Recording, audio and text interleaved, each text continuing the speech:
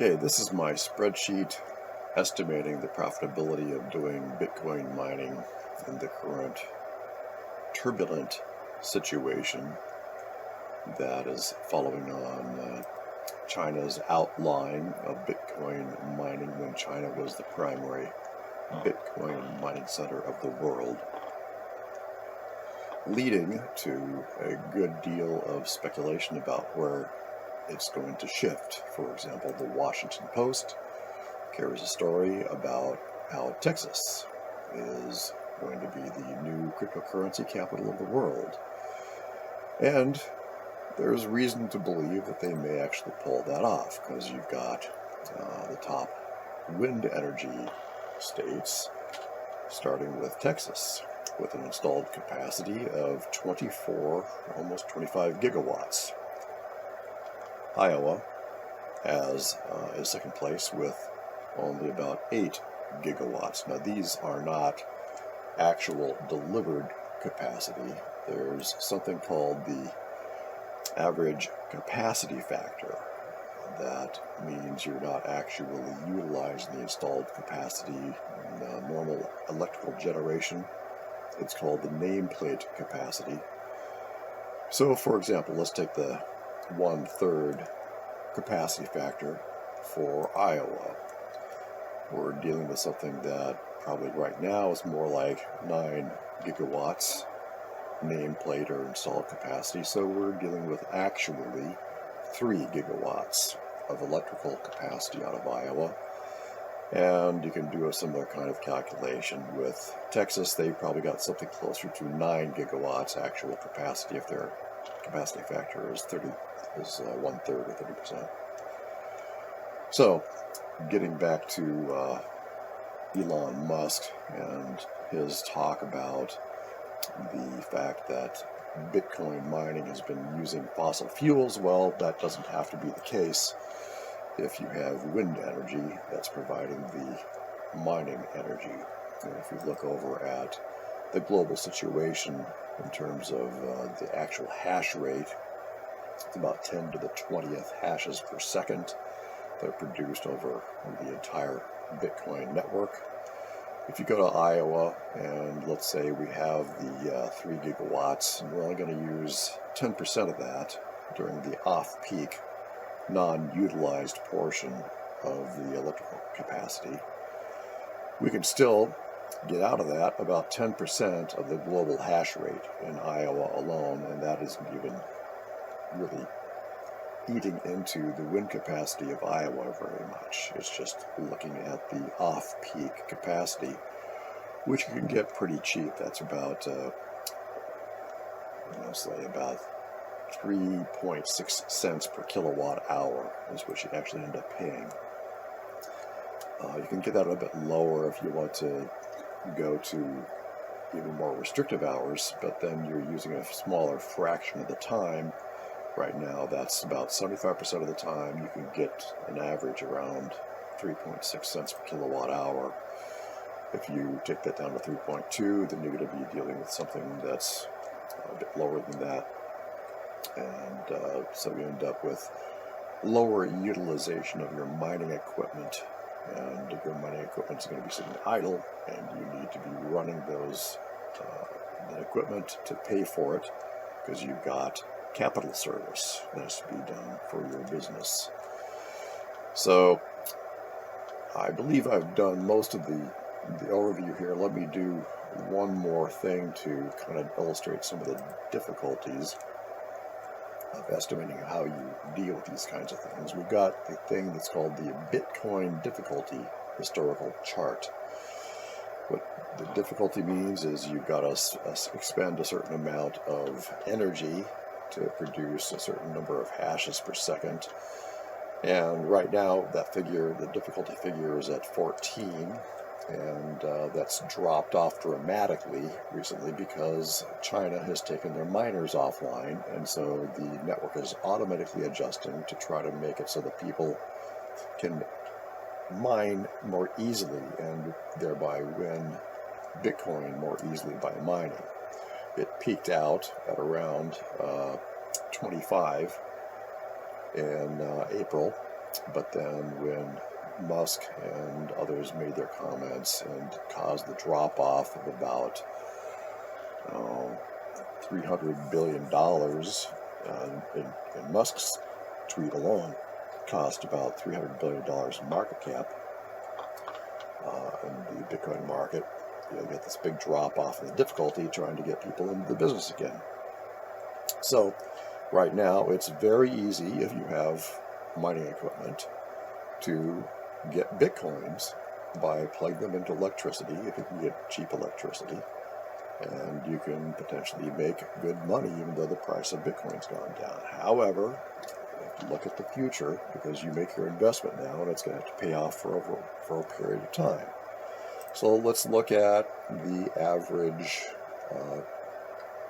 price of Bitcoin as a comparison.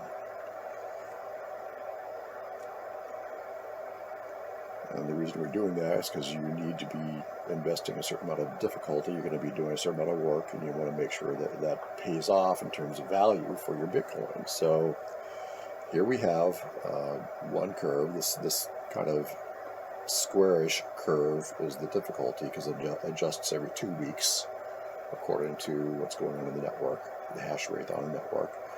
That adjusts to try to make it so that about every 10 minutes you are able to process the transactions on the network. So that rate of transaction servicing will tend to go down as you've got fewer miners, and so you need to get the Bitcoin mining difficulty down to encourage people to come in and do more mining, so you get the transaction rates back up. So you look at this dotted line down here is the value of Bitcoin, and what you notice is that for a good deal of time here, the value of Bitcoin was not keeping pace with the difficulty of the mining.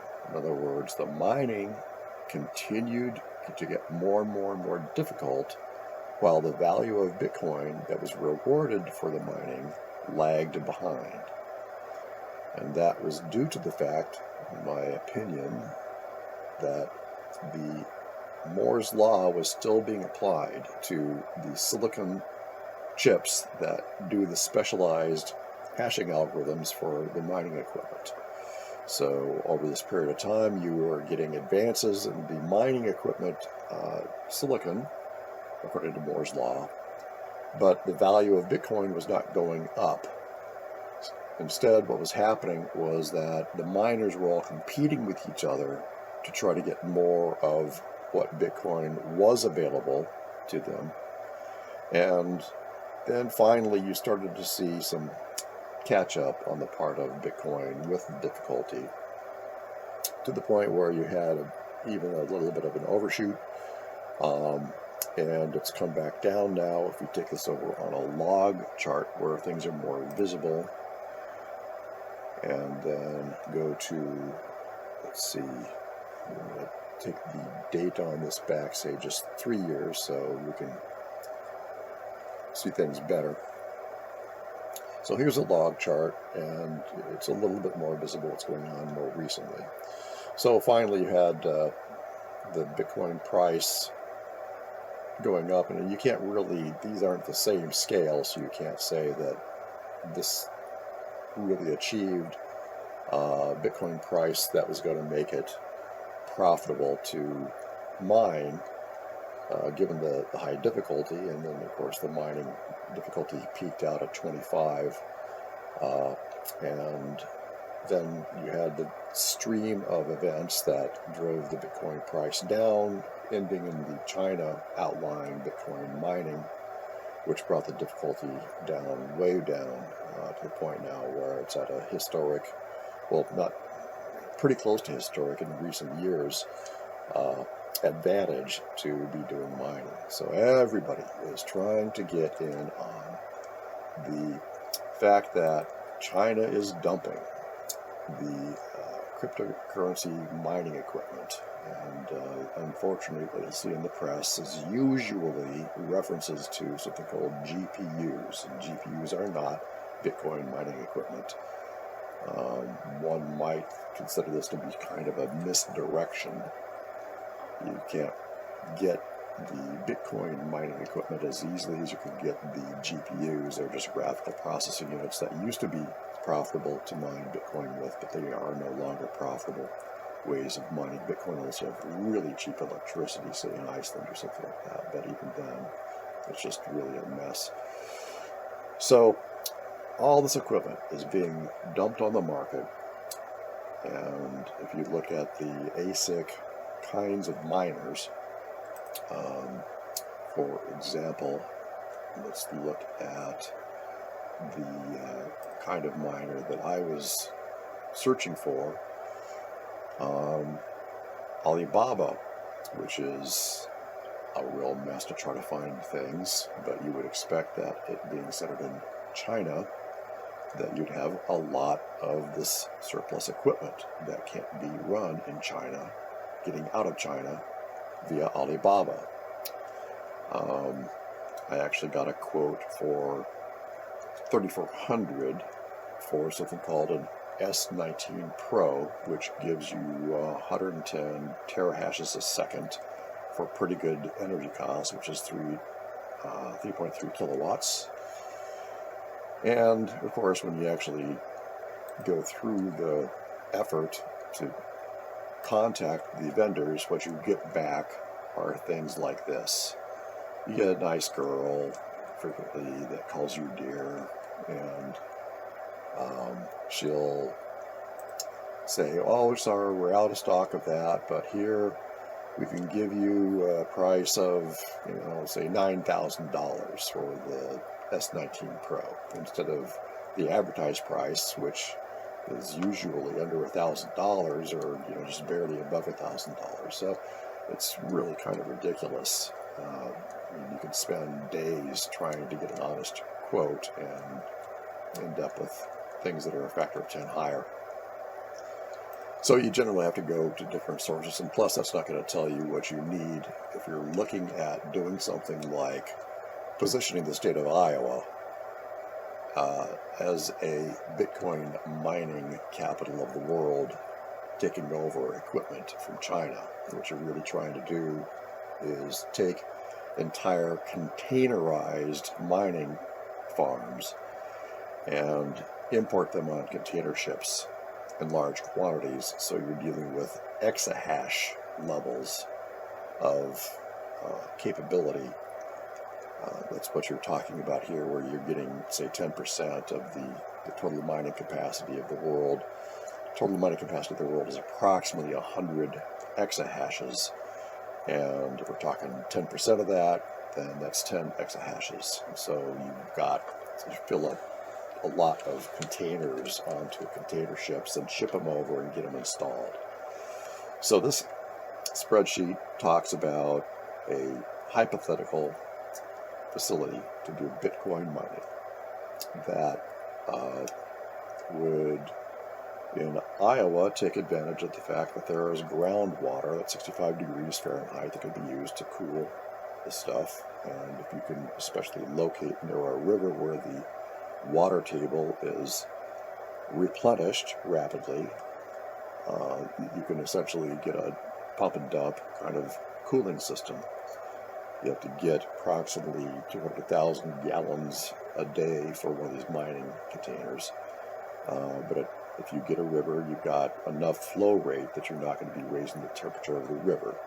And you can even do things like re-inject it into the water table, the way a lot of heat pump systems that utilize groundwater will do. So that's essentially what the site here is geared toward. Is you have a site where you're at a substation for a wind farm that's near a river, and you're pulling water on the water table to cool, and you're putting it back into the water table, or you're dumping it so that it goes back into the river, not changing the temperature of the river. And you've got a container cost, and here this is a $20,000 quote that I got that may or may not be correct. A lot of these figures here may or may not be correct, but I did attempt to start with a very conservative estimate on the various figures. For example, the initial Bitcoin value that we're mining for, I have at 1/2 the current price, because there could be a dump of Bitcoin out of China as China cracks down on people doing transactions with Bitcoin. There's a number of other parameters here. For example, another critical one is the miner cost. I got one guy who seems like he's actually credible. He's been around a while. His identity is known as an expert with contacts in China, who said that you'd probably be able to get a hold of used miners at 5,000 per, but not in the exahash quantities, so you'd have to go up to 7,000 to get the S19 Pro miners to get them in more reliable quantities. And you've got the power consumption, which is of course critical. You've got the cost of electricity. Looks like it's an eminently achievable price if you are only operating your capital equipment at 75% of the time to take advantage of the off-peak hours. The peak hours are primarily just in the summer from the afternoon to early evening. And you got your pool fees, and people generally just use 1% for that. Capital payback, you're going to basically say somehow you're going to be able to capitalize this. Maybe if you've got an economic development association, you get interest rates at 5% on a bond or something. I'm using a 4-year. Each period here is 365 days, so 4-year period to depreciate, which means you also need to amortize at that 5% rate. The actual utilized power consumption is going to be less than the total because you're not running it all the time on average, and you've got a utilized hash rate that's less than the theoretical maximum. And that's what you actually end up using to figure out what you're going to be able to earn in terms of Bitcoin. I just used 3 containers for per facility. 3 containers is a pretty substantial amount. I got $100,000 per year labor cost per container. Not really sure what the figure should be, but I figured if you're in Iowa, you need to pay your technical people pretty well. I mean, one of the natural resources you're taking advantage of if you're in Iowa, in addition to the off-peak wind, is you're taking advantage of the hydrology of Iowa that permits you to do water cooling, and you're taking advantage of another critical natural resource, which is the high scholastic aptitude and work ethic of people in Iowa, and you need to pay them. So he calculates the total amount of number of miners, etc., and you end up with a capital cost for one of these 3 container facilities of about $4 million. And then you end up with a estimate on all that. And here, with these very conservative estimates, you end up with only at the end of the 4-year period an average return of investment per year of only 3.62%. That's not very good, but we are dealing, after all, with a very conservative estimate. Let's take the initial Bitcoin value back up to its current value of 34,000. And now we've got an annualized return on investment of 27%. So that looks pretty good. And we can take the initial difficulty down from the peak of all time, which was 25, and take it down to 14 instead, which is where it currently is at.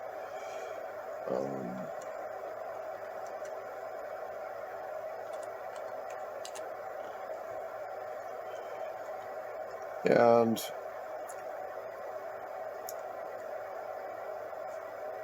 let's see, what was it going to take down?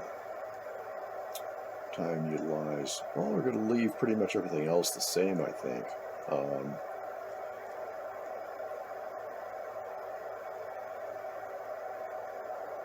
So now we have a mining end average return on investment, annualized return on investment of 65%, which looks a lot better. In fact, it's better than the Bitcoin return on investment annualized based on its assumptions, which have to do with the ratio of growth in the difficulty.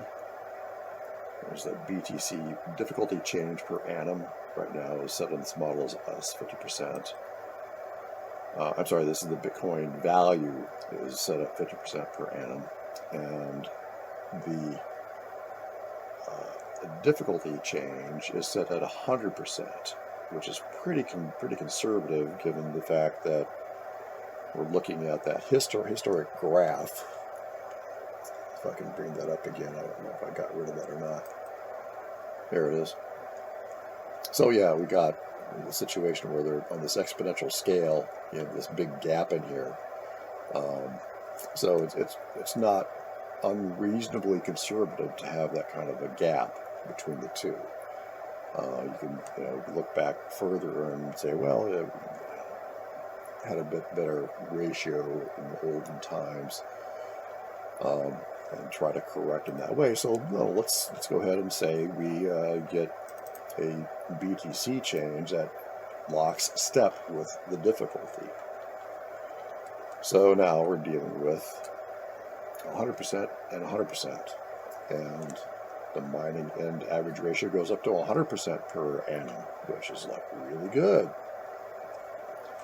So you see how there's all these things you can do to make the business case look better or worse. I'm going to undo the changes that I just did to get it back into the more pessimistic state of 3.2 or 3.6% per annum average over the 4-year span.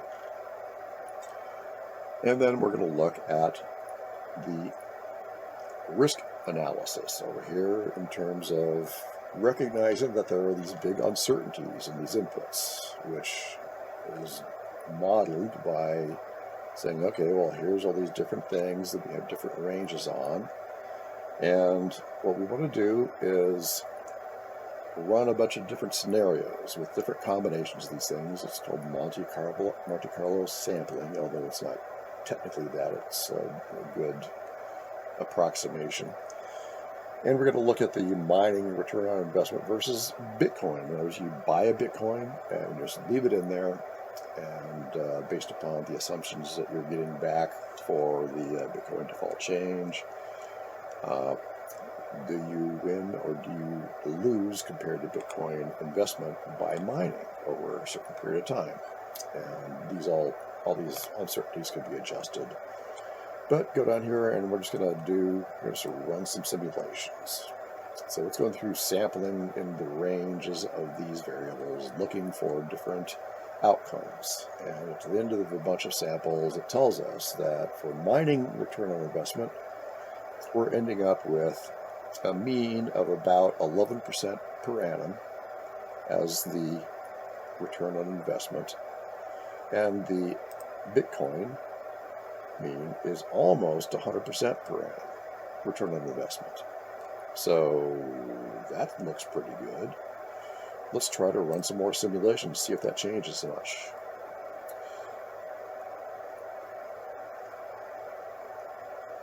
So it doesn't change much. Looks like we're mining RNA. Well, it didn't change much there either. 14% per annum. So this seems to say that over the course of the number of years that are being analyzed, I think that what we had here was the C9.